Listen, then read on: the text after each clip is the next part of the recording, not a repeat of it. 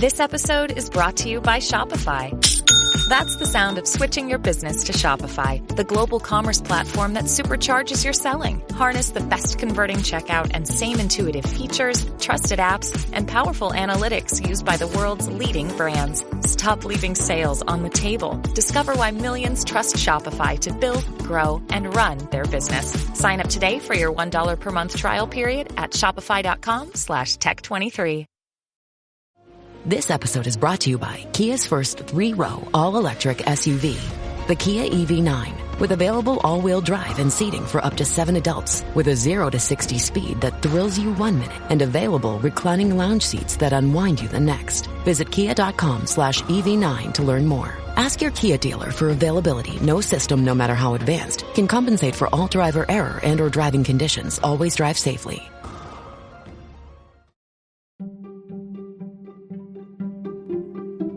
Welcome to the HCI family of podcasts. We're your source for personal, professional, and organizational growth and development.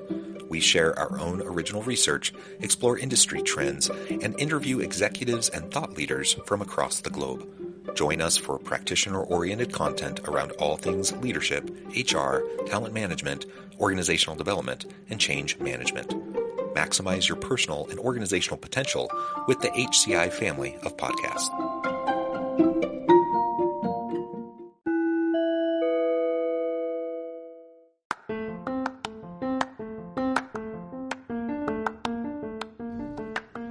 Welcome to the podcast. In this podcast episode, I talk with Ricardo Amper about how low interpersonal trust costs institutions, resulting in loss of productivity and stifled innovation.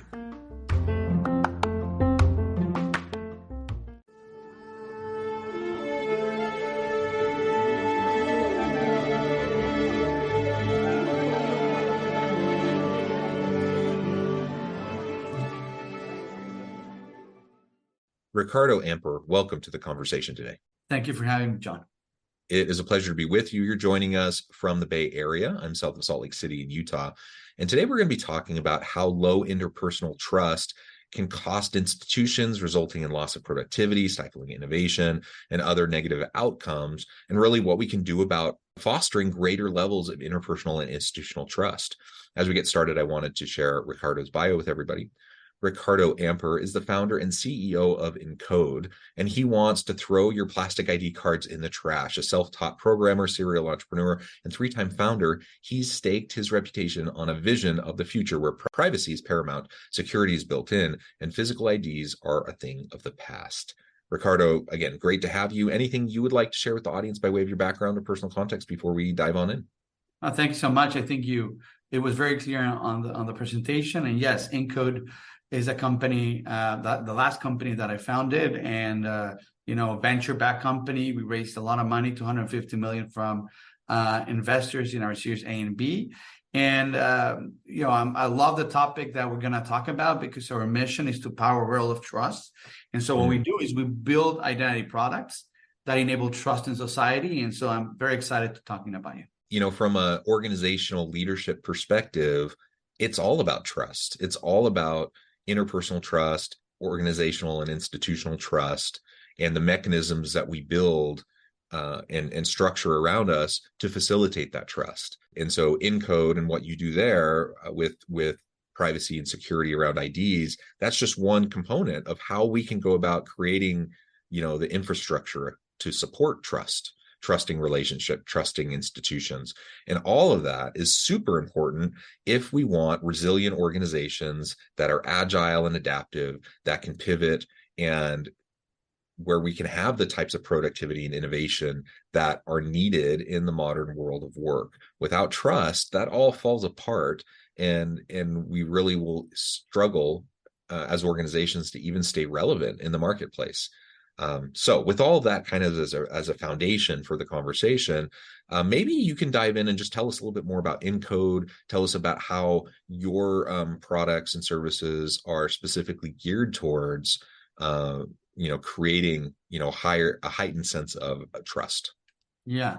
So we are an identity company. So what we do is we create software to verify people's real world identity, as well as we create digital identities to make the process of verifying who you are, whether it's physical or digital, in a very easy and safe way.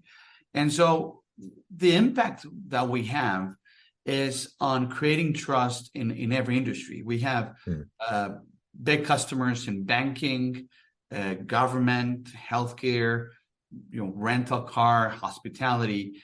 And if you understand all these challenges, trust is the key. So the only reason you're willing to go into someone else's car is because you trust that brand. And there's a whole set of incentives for people to behave. Same thing you would think about renting your home, voting, going into a hospital. And what is very interesting is there is a credit bureau, there is an insurance bureau, there's education bureau. So there's ways to figure out what is the behavior of people, if people can be trustworthy. But there is not an identity bureau. So an identity is the base. When you're paying, essentially what you're doing is you're verifying who you are and what's your account. And it's very interesting that the technology to do identity, particularly in the US, is obsolete. Usually you have a piece of paper, plastic.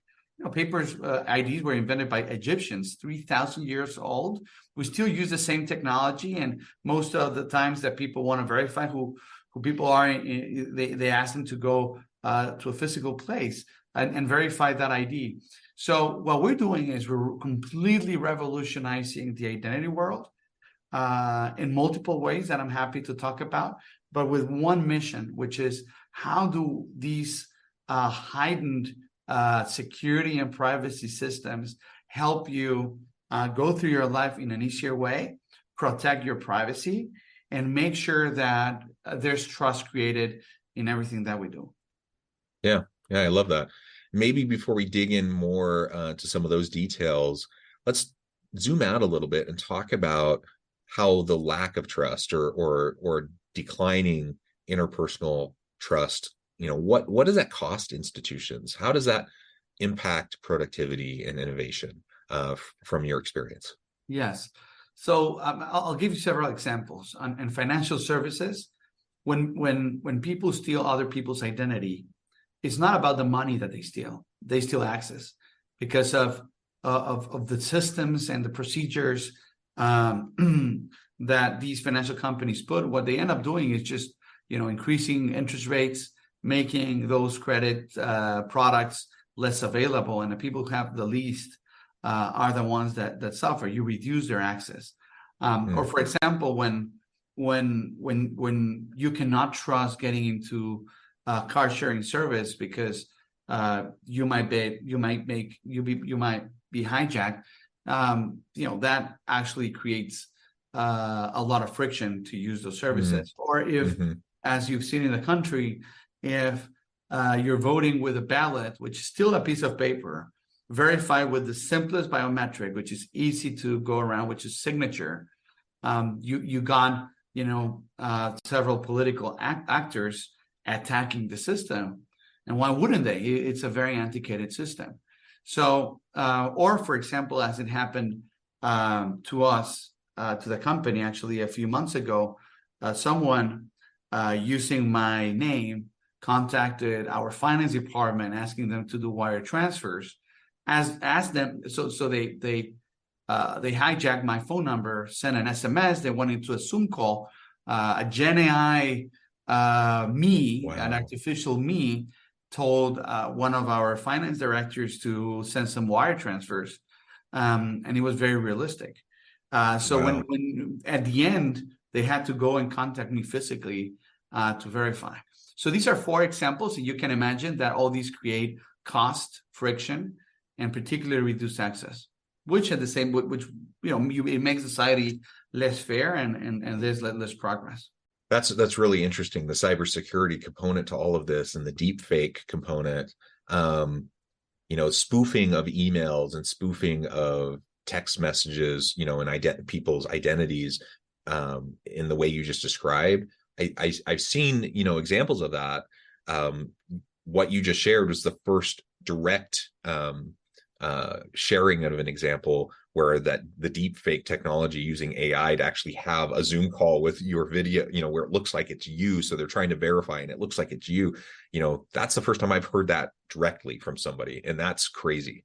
So that's the wild west of the world we're in, right? Of these scammers and the types of things people are doing. It just speaks to all the more the greater necessity for cybersecurity measures, for privacy measures, for security that's built in, especially around identity. Absolutely. And if we can't trust who we're communicating with, then the system breaks down. Like we can't have transactions. We can't do business. We can't, we're not going to be purchasing things online if we can't trust that our data is kept secure and all of those sorts of things. So it's absolutely essential, as you mentioned.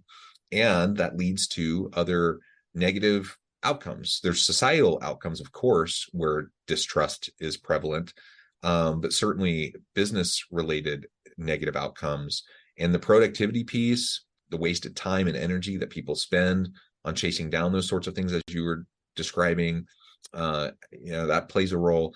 The innovation piece, when people don't feel like they can trust, people tend to go into kind of self-protection mode.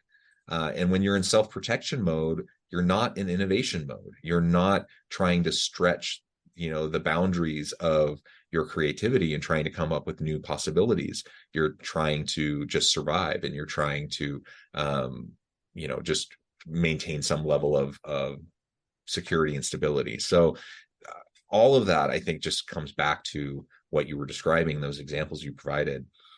Very, very well. Anything else you wanted to add to that before we move on? Yeah, I predict that in the next 3 to 5 years, we're going to see a level of fraud in terms of identity, and then every activity that is based on identity in a level that we've never seen. It's going to be almost impossible to see if you're actually talking to me or my agent. And so there's 3 things that I'd like to talk about during this interview that are the solution to this problem. Yes, wonderful. Let's dive on in. So there's 3 things. First thing is, as it's going to be almost impossible to trust a text message or to trust that, verifying someone with a social security or knowing what was your last address, which is all of that is easily spoofable. Just a statistic, about 60 million Americans can verify through social security or answering questions, but 93% of fraudsters can. So it's a crazy statistic. So there's 3 things that are going to happen. First of all, is we have to realize that the government plays a role in identity. They're the ones that give you your birth certificate. There's the one that give you your driver license. And so, for example, what Incode is doing, we're creating identity network where, in partnership with state and federal government, we're going to be able to leverage that data to verify who you are, not based on credit bureaus that have been hacked or questions that a lot of people can't answer, but based on your ID and your face in ways where we are privacy first. So we're going to be able to leverage all the data with people's consent to create a system of identity that almost eliminates identity fraud. That's number 1. Number 2, there has to be a reusable identity. The U.S., because of the great federation that we are, right, and the self-determination by the states, there's not going to be a federal mandated ID. But what is going to happen is the private sector is now, like Incode, we're creating the equivalent of the MasterCard or Visa for IDs, where if you're going to open a bank account, it's just going to be one time where you're going to go through several hoops to verify your identity, and then after that, it's just going to be a phone number and your phone or your face. And so it's going to be a much more secure way. You're not going to have to disseminate your information all around. Like now you disseminate SSN, every all around. In average, for someone who's been 20 years in the system, there's about 300 different sites that know your social security number, which is really scary. And the third thing is that we have to come together. So right now, financial rules don't allow banks to share identity fraud criminals. So what's going to happen is all those people who are doing identity fraud, which is a very small percentage, but as you said, make the system very expensive. There's technologies that we can share the data while keeping the information safe and private. So the three things, it's partnership with governments, a reusable identity like the Encode ID network that we're building, and how do you leverage technologies like AI and something called vector databases, where data is shared in ways that are extremely secure and basically create the incentive that if you are a criminal and you're trying to take someone else's identity or create a synthetic one, an artificial one, you're going to think twice, because that was going to limit your participation in the economic system. Yeah, interesting. And you mentioned the vector databases. I don't know a lot about this technology. I'm also just wondering how this connects to, or if it's completely different from blockchain, and how that's being utilized in what you're doing. Yes. So you're going to hear vector a lot more. Vector is a way to convert data into something that is useful. As for example, hey, this is a blacklist of people who are doing identity crime, but in ways that even if that information is hacked, you can know who that person is.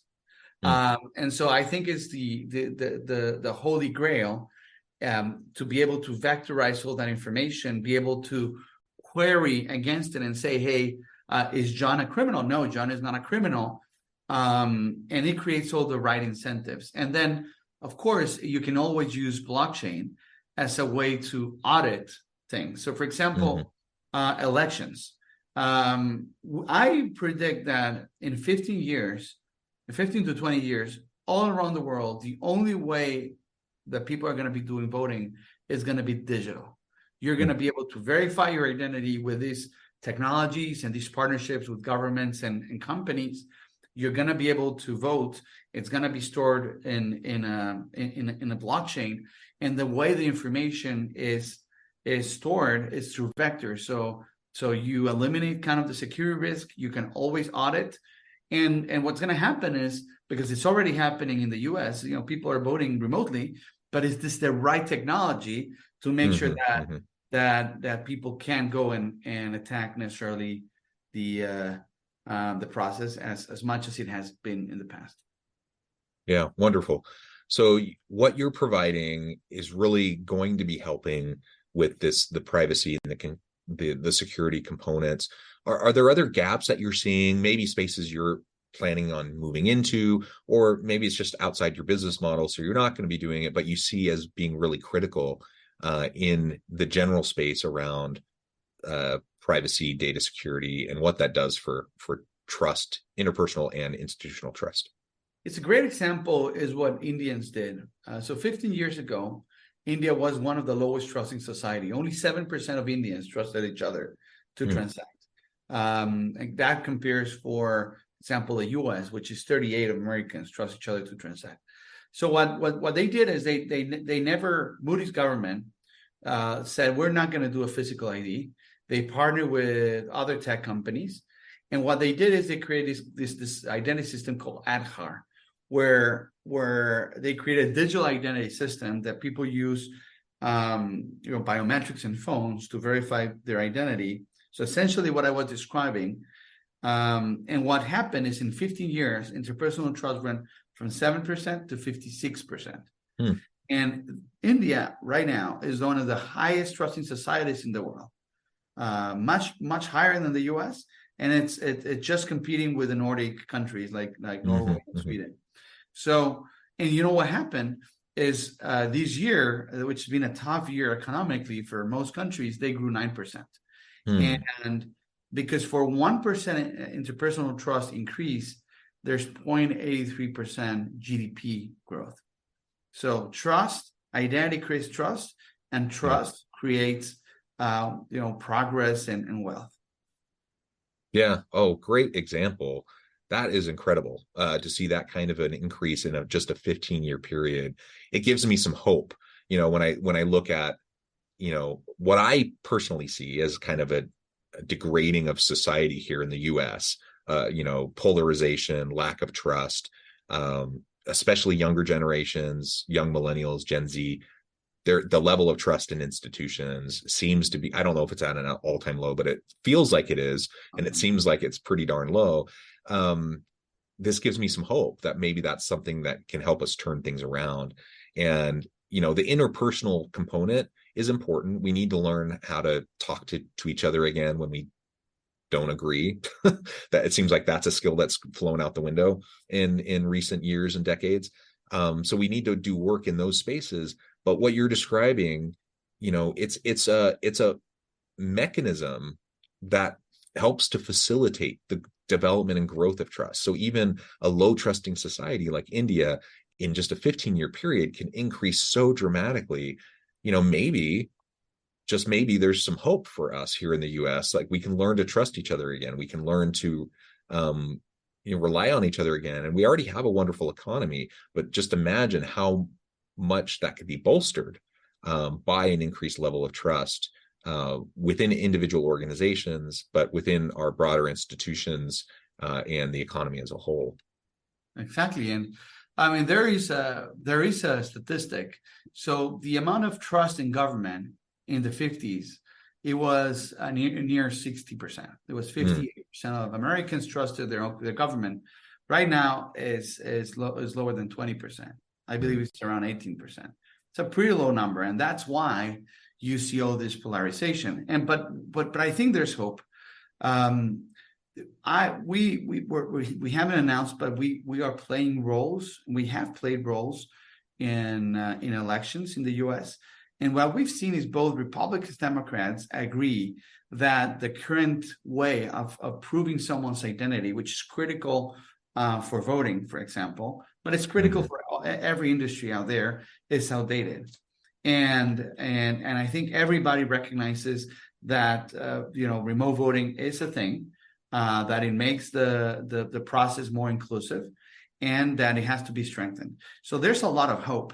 And so I think, as much as I think that in the next 5 years we're going to see a lot of fraud and distrust, what that is going to create is it's going to bring everybody together and adopt these new technologies. It's also share this vector information so that it creates the right incentive. A good example, so we're a global company, and one of the countries that we operate is in Mexico. In Mexico, as in many stadiums around the world, there's violence, right? Whether it's politically motivated or just the passion of sports.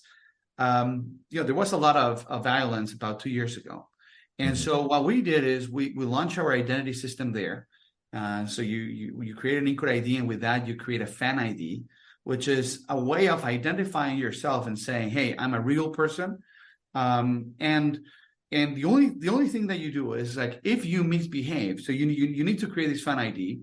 But if you misbehave, then you're kicked out of the whole soccer, for example, all of the stadiums. So the teams came together. They said, we have to create an incentive for people to, on one side, feel safe and bring their families. The other side created a negative incentive, so that if people misbehave, they're essentially kicked out of the sport, which is dramatic. Yeah. And I'll tell you what happened. In less than 3 months, attendance increased 11%. And after a year, attendance was up near to 30%. And violence has been reduced to 99%. So that is one example when you do exactly the same playbook. You verify someone's identity. You have something that you can reuse, and it's accepted in multiple places. And then if someone misbehaves, there's incentives to disencourage that behavior, and it's working beautiful. And so I think that is a good example of what can be built, not just in sports in the U.S., because it's also needed, as we can see in some of the lately in some of the games, but that can be done as a society. I love it. Ricardo, thank you so much. This has just been a great conversation. I note the time. I need to let you go here in just a minute, but before we wrap things up, I wanted to give you a chance to share with the audience how they can connect with you, find out more about your work, your team, and then give us the final word on the topic for today. Absolutely. Thank you. So please email me at amper@incode.com or at Ricky Amper at X/Twitter. Happy to talk to you guys. And just this final note, I think that the U.S. is on the verge of an identity revolution that is going to bring after a lot of fraud, it's going to bring a lot of progress. And it's also going to make the society a lot fairer. And, we're very motivated by our mission and happy to discuss, debate. It's really important that we hear all points of views. Wonderful. Ricardo, again, thank you. I encourage the audience to reach out, get connected, find out more about what Ricardo and his team at Encode can do for you. And as always, I hope everyone can stay healthy and safe, that you can find meaning and purpose at work each and every day. And I hope you all have a great week.